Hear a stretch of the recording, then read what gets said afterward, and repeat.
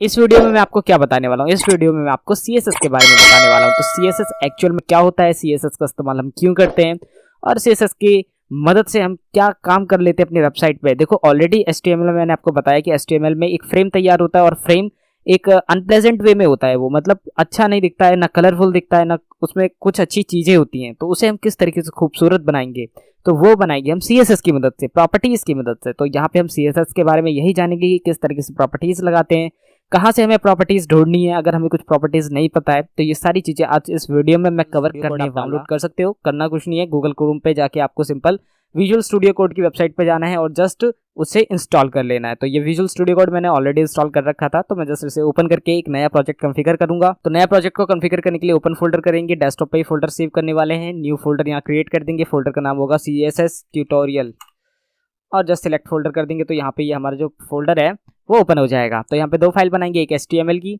और उन्हीं एलिमेंट्स को टारगेट करेंगे CSS में। तो यहाँ पे सबसे पहले मैं बनाऊंगा index.html, बन गई। और यहाँ पे एक और बनाऊंगा style.css, तो style.css भी बन चुकी है। तो index.html ये रही और style.css ये रही। तो अब मैं यहाँ पे एक चीज़ और बताऊंगा कि जो भी हमारी जो स्टाइल शीट होती है वो किस तरीके से यहाँ डिफाइन होती है। तो .css के फॉर्मेट से वो डिफाइन हो गई, ठीक है। तो अब यहाँ पे जो हम इंडेक्स में लिखेंगे, index.html पे जो भी एलिमेंट लिखेंगे, जैसे कि मैंने यहाँ पे लिख दिया एक पैराग्राफ, P टैग लगाया मैंने, देखो मैं लगा के दिखा देता हूँ। जैसे कि पैराग्राफ टैग मैंने यहाँ पे बना दिया और पैराग्राफ के अंदर लिख दिया मैंने this is Adarsh from India, ठीक है, मैंने ये लिख दिया। तो यहाँ पे क्या है कि मैंने एक पैराग्राफ लिखा है। पैराग्राफ लिखने के बाद जो मैं style.css है इस फाइल में क्या करूंगा, इस वाले पैराग्राफ को या तो इसके टैग की मदद से कॉल कराऊंगा, या इसमें अगर मैंने कोई क्लास या आईडी दी है तो उसकी मदद से इसे कॉल कराऊंगा। और उस कॉल कराने के बाद जो भी प्रॉपर्टी मैं उस पर्टिकुलर कॉलिंग की जगह पे लिखूंगा वो यहाँ पे इस टेक्स्ट पे रिफ्लेक्ट होगी। कैसे, अभी समझ में नहीं आया होगा ना। तो जस्ट मैं क्या करता हूँ, इसे राइट क्लिक करके, यहाँ पे राइट क्लिक करके रिवील इन फाइल एक्सप्लोरर करता हूँ और ये index.html वाली फाइल को ओपन कर लेता हूँ। तो this is Adarsh from India मेरे ब्राउजर में ओपन हो चुकी है, ठीक है। अब मैं क्या करता हूँ, यहाँ पे देखो पैराग्राफ लिखा है ना मैंने।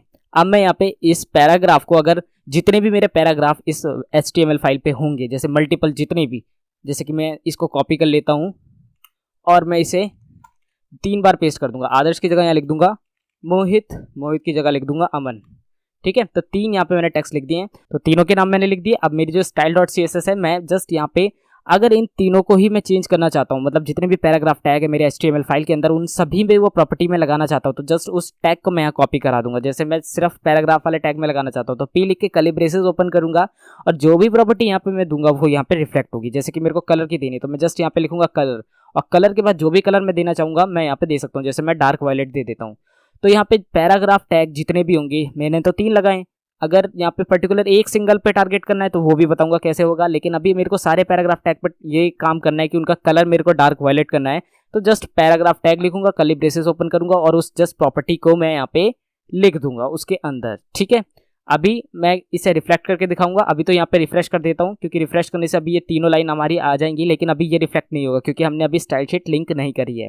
रिफ्रेश करा तो 3 ये आ रहे हैं, तो एक बार इसे लिंक कर देते हैं इस स्टाइल शीट को, तब ये यहाँ पे रिफ्लेक्ट होगी। तो अभी के लिए मैं इस टेक्स्ट को यहाँ से हटा देता हूँ, कट करा है मैंने, और यहाँ पे मैं एक बेसिक स्ट्रक्चर जो हमारा HTML का होता है, ऑलरेडी HTML की वीडियो में मैंने बता रखा है, वो मैं यहाँ पे ले आया हूँ। अब मैं जस्ट यहाँ पे बॉडी टैग के अंदर उनको पेस्ट करा दूंगा। तो यहाँ पे ये तीनों पेस्ट हो चुके हैं। तो पैराग्राफ टैग को हम टारगेट कर रहे थे, तो यहाँ पे हम टाइटल टैग के नीचे हेड टैग के अंदर यहाँ पे हम लिंक करते हैं CSS को। तो लिंक करने के लिए लिंक टैग होता है। लिंक के बाद यहाँ पे आपको टाइप देना पड़ता है। टाइप में आप यहाँ पे टेक्स्ट CSS दे सकते हैं। इसके बाद रिलेशन क्या है भाई, यहाँ पे रिलेशन है स्टाइल शीट, और यहाँ पे href यानी हाइपर रेफरेंस, यानी उसकी लोकेशन प्रोवाइड करनी है जो कि है style.css नाम से, ठीक है। यहाँ पे हमारी जो फाइल है वो लिंक हो चुकी है हमारी इस डॉक्यूमेंट के साथ।